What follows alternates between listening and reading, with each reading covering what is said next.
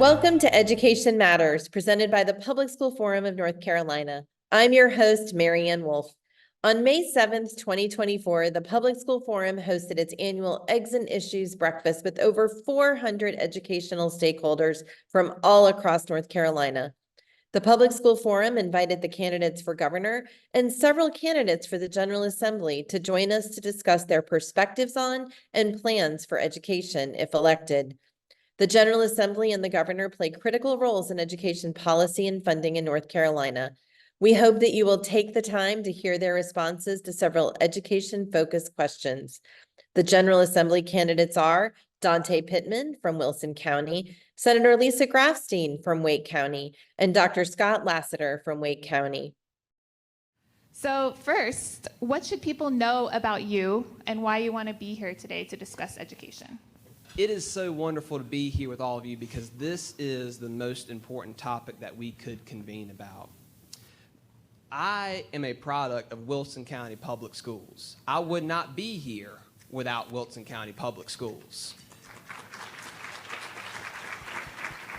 I was born and raised by a single mother, and when she had me, she was only 19 years old. And when I tell you that I had teachers and teacher assistants and folks in the school community that brought me along, that pushed me and held me to a standard, that's why I'm able to be here with all of you today and be able to run for office at 28 years old. It's not because of who I am, it's because of the product that my community produced. And so I will tell you that running for office is not something that I've ever done before, as you can probably imagine. And I only got married just last year to my wife, Lucy, who is here with me today. And about a month before we got married, we got called over to Rockridge, North Carolina. And if any of you know the significance of that area, that is the home of the forever governor, Governor Jim Hunt. And yes, please. We were sitting in his living room. And we were talking about this race. We know it's going to be tough. We know it's going to take all of our life next year. And we said, we're thinking about doing this. What do you think? And he looked at us, and he looked squarely in my eyes, and he said, North Carolina is a worthwhile project. Ever since I heard those words, we both said, we're going to run hard. We've got to fix this thing. So thank you all for what you're doing to help us with that. Thank you so much. Senator Grafstein? Yeah, I'm Lisa Grafstein. I represent Senate District 13, which is in Wake County, and I've served in the Senate one term. The reason I'm here is multiple things. First of all, thank you all for doing this and for being here. Part of the reason I'm here is I was here last year, and it was really memorable and a great deal of fun, and I learned a lot. So I was going to be back regardless, whether I had a mic or not. So thank you for the invitation to be here. In terms of my background and what brings me here, I've been a civil rights lawyer for nearly 30 years, and the last 13 or so working on behalf of people with disabilities in North Carolina across the state. I have a son with autism with a disability who is a product of the Wake County schools. I was a product of public schools as well, but Wake County Public Schools changed my son's life. He started out, after daycare, he started out as a 4-year-old at the demonstration preschool at Project Enlightenment over on Boylan Avenue, and that made all the difference for him. He started out as a 4-year-old who really never said more than a few words and didn't speak much at all, to becoming a young man who graduated from Broughton High School. And after his time at Broughton High School, he'd been on the cross-country team all 4 years and was a member of the JROTC, and feels so good to have been a cap. So his life was, thank you, yes, give it up for Will.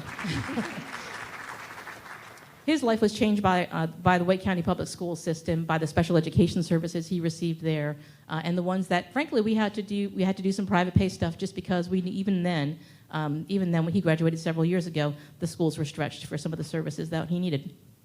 But I'm here because of that, and that's sort of the bright and sunny reason I'm here. I will say sort of the honestly uglier and dark side of why I really needed to be here today was that I believe that we are facing one of the most consequential elections in our state when it comes to the future of public education in North Carolina, and I wanted to be here to discuss that with you all, so I'm looking forward to the conversation. Thank you so much. Folks, I'm going to give you two whys, and as fellow educators in this room will understand, all of us have a why as to why we joined this noble profession. We've heard it called revered, reverent, We've heard a lot of wonderful adjectives for the work that we do every day. And I am a practicing public educator until this day as an assistant principal in the Wake County Public School System. My why for that work dates back to my hero, and that was my grandfather, Major Henry Lassiter, United States Marine Corps, in World War II. A combat Marine battalion leader. He carried that very flag to save the free world. And when we sat down and we had Sunday suppers, he would tell us, and we'd talk about what my future should be. What would be an important thing to do? And it was public education. And when my hero told me that the most important thing I could do with my life would be to be a public school teacher, teach U.S. history, I listened. Because it does matter. Every day, everything does matter. Second, why? You heard our governor today talk about blowing a whistle, crying foul about some of the things that are happening in education, about the football that our teachers and our schools and our districts have become in this game of politics. Well, governor's the coach of one team. We'll use the UNC, it's a nonpartisan forum, so let's use UNC in state as an analogy. I loved analogies in the classroom. And of course, the governor is a UNC man, and I'm an NC State man. That coach is crying foul as loud as he can, and his players are out on the court waving their hands, and they're trying to tell those referees that are all of y'all, the voters, that something's wrong with the calls being made. The other team is being silent, or the other team is cheering for themselves. Well, at some point, somebody's got to stand up and say that in this hyper-partisan environment that we live in, where everything is red or blue, Wolfpack or UNC, there are some things that are too important to play politics. There are some things that transcend party lines, and that should be our investment in our North Carolina public schools so that we can provide, thank you, so that we can provide opportunities for folks to move up in life, for whole families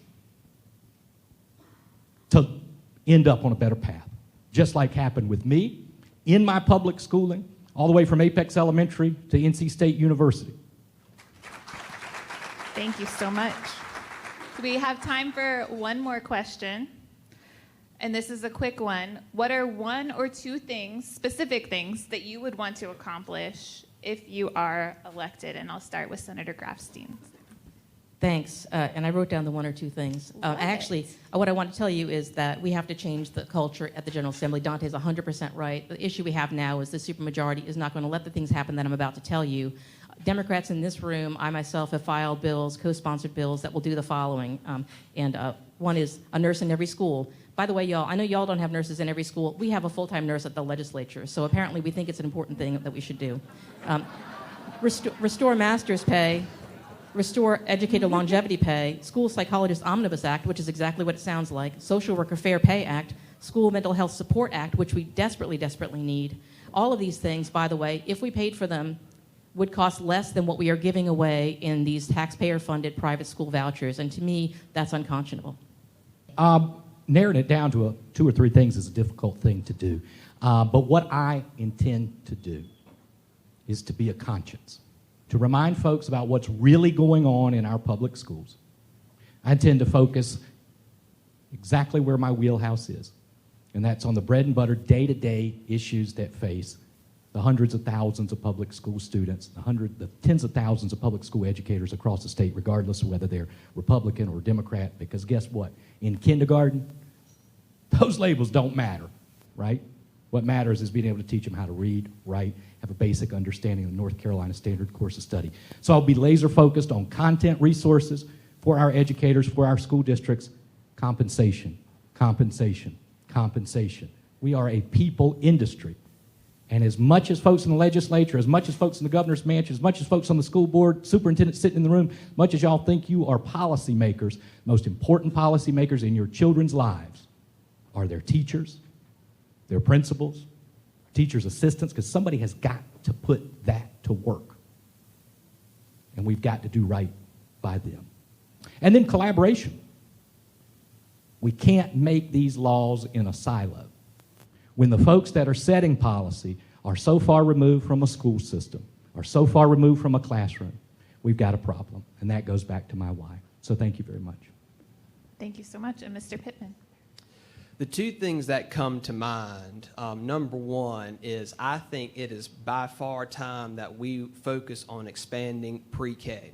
In Wilson County especially, I will tell you, one of the things that we see a shortage of is a shortage of slots, getting kids what they need and having them ready to go and learn in that classroom. And the flip side of it is it allows some of these families that are not able to get out and get into the workforce, it allows them to participate. So that is something that is top of mind for me because it was impactful in my life. By the time I got to kindergarten, my kindergarten teacher told my family, "Are you sure he hadn't already been through kindergarten?" Now, let me assure you, my wife will tell you, I'm no genius. But it's because of those structural conditions that we set to make sure that a child like me had the opportunity to be ready to learn when he got to kindergarten. And the second thing that I think we have got to do is we have got to make sure we have more teachers' assistants in these classrooms. When I first started dating my wife, she was teaching in Warren County schools. And you would see 20, 25 students come into the classroom. And she has got to account for each one of those. And she's responsible for their well-being, their learning, their emotional stability, all the rest. One person. I tried it one day. I tried to be her teacher assistant, and it didn't go well. Folks, it's a tough job, so we have got to fund it at a level that we can recruit the best and the brightest. And what encourages me about this topic, and I'll close, what encourages me about this topic is seeing this many people in a room in this kind of form because it's going to take partnership to do it together. But as I said earlier, I firmly believe in order to move the ball, that this fall, folks are going to have to make sure folks in power understand this is the primary issue for our state. So help us, help us, help us. Thank you all so much. After the break, we will hear from the candidates for governor, Lieutenant Governor Mark Robinson and Attorney General Josh Stein. Education Matters is brought to you each week in part by Participate Learning, uniting our world through global learning.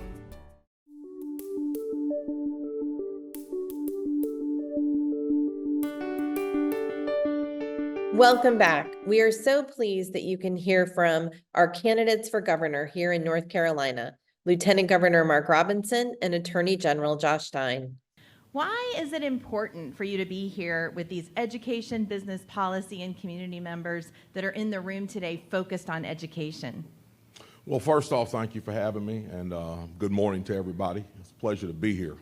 I think it's extremely important because, we talk at length about the things that we plan to do as governor, and we talk just in generalities of our economy being the number one issue.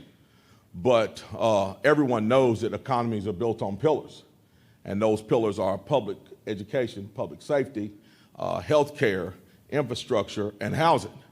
If any of those things are weak, your economy is going to be weak, and quite possibly the future of your economy is going to be weak. And there's no place that's more important than that when it comes to education. Education is one of the number one things that you have to have because it literally is going to determine the future of the state. And so that's why it's very important to be here today. Well, thank you. And we'd love for you to share your 3 specific priorities that will be part of your education plan if you are elected. Well, number one, and I know it may sound kind of old and antiquated and outdated maybe to some, but I truly believe that the basics are still the foundation of education: reading, writing, and mathematics. And in some of our schools, with some of our children and some demographics, we see some very abysmal numbers in those statistics. We have got to put a focus back on making sure that our children can read, write, and do mathematics proficiently. It is the absolute basis of education. I've always believed that if you could do those 3 things, you can almost teach yourself how to do anything else. And so putting a strong focus on reading, writing, and mathematics. We've also already seen some dramatic turnaround on the reading scores due to the implementation of the science of reading. We want to continue that and make sure that we do that across the board with those three basics. The second thing that we need to do, we have got to treat our teachers better. Now notice what I said. I didn't say pay them better. That's definitely a priority, to pay them better. But treating them better doesn't start, I believe, with pay. It starts with giving them the respect that they deserve and the protection that they need in the classroom, the backup that they need outside that classroom from administrators and from those all the way up to the state level. And so we definitely got to do a better job of taking care of our teachers. Our teachers literally hold the future of this state in their hands. And so we have got to do what we need to do to make sure they are paid well, that they are respected, and they are protected. The last thing we definitely want to focus on is making sure that our children are career ready. That K-12 education that they get prepares them for whatever they're ready to step into once they leave that high school, whether it be a 4-year university, a community college where they can get a great career, whether it's the United States military, whether it's the family business, or whether it's starting their own business as an entrepreneur. We need to make sure we open up the world to these children and get them ready to step into it. So those are going to be our major priorities. What is your long-term vision for public education in North Carolina, and what do you see as your role if elected as governor? Well, my long-term vision, again, starts with turning around some of those numbers that we see in reading, writing, and mathematics. Our long-term vision also includes something outside the scope of K-12 education, something that I'm very passionate about that's often forgotten when we say the word education, and that's adult education. I think adult education holds the key to turning around some of the wage gaps that we see in some of our communities. I know personally of people who languished in low-paying jobs for many years until they got the opportunity to take advantage of their talents through training. We need to make sure that we expand that training for adults. As governor, I think my major job here is to build a team of people who can make those things happen, and that's what we intend to do. We really appreciate that you joined us today, so thank you. Thank you so much for having me. We appreciate you. We are so pleased to be joined by Attorney General Josh Stein, the Democratic candidate for governor of North Carolina. Attorney General Stein, thank you so much for joining us. It's my treat, Marion. Thank you so much. Why is it important to you to speak to the education, business, policy, and community leaders at Eggs and Issues about education? The reason why I'm eager to have this opportunity to address you all, if only by video, is because there is no greater priority for the state of North Carolina than to do an excellent job educating the young people of North Carolina. Youngsters are our future, and the future of our state is dependent on how good a job we do pouring into them what they need in order to succeed down the road. I'm a public school graduate myself. My wife is. Her mother was a 34-year teacher. Our 3 children all went to North Carolina public schools. Public schools are perhaps the most important institution we have in North Carolina. And what is heartbreaking is how the current political leadership in North Carolina and the General Assembly is failing them. We are 49th in the country in what we invest in K-12 as a share of our state's economy, 49th. 46th in starting teacher pay, worse than every neighboring state that borders North Carolina.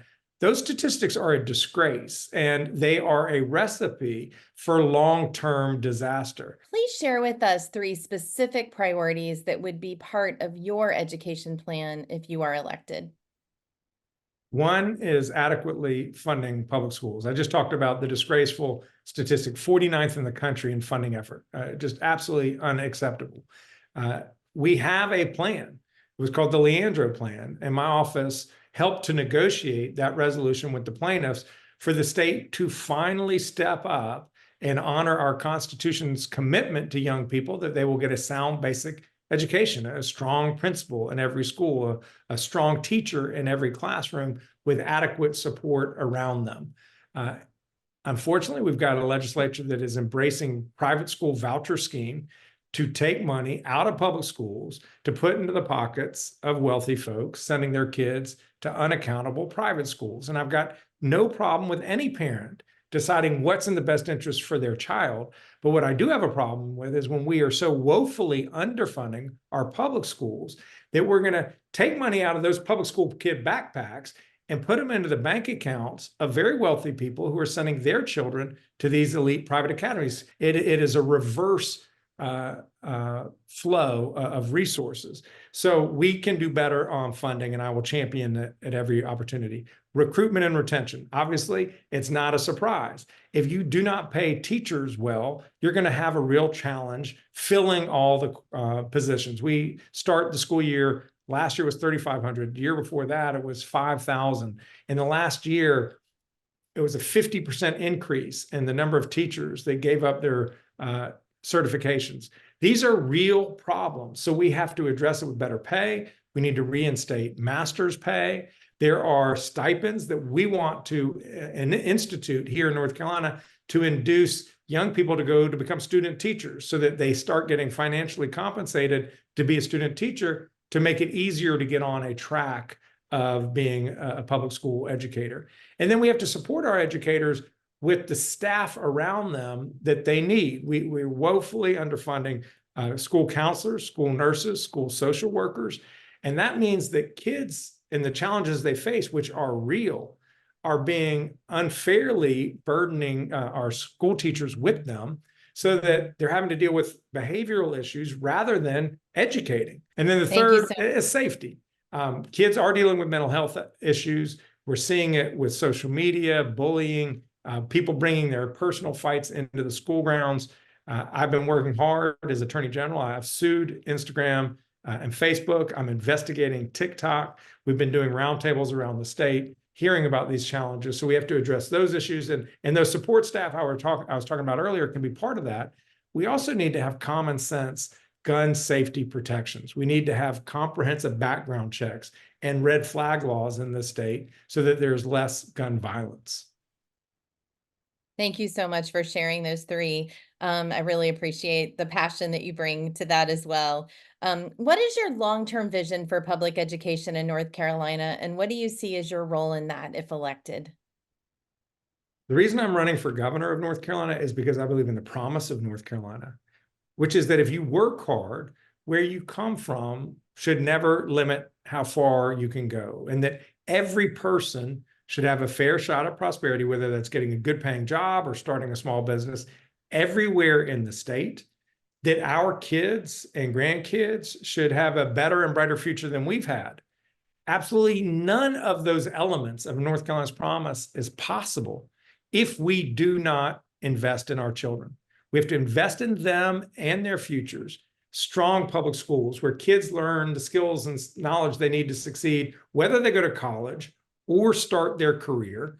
And we have to make sure that kids get the skills they need, like career and technical education and apprenticeship programs. Because while college is right for a lot of people, it is not right for every person. And we have to make sure that folks don't have to go to college in order to provide for their families. And that is what good, strong career technical education initiatives can provide. So that's the kind of future I want for North Carolina, and the public schools and their success are critical to everything. I mean, if we want to continue to be number one for business, which of course we do, we have to have a workforce that can meet the needs of industry.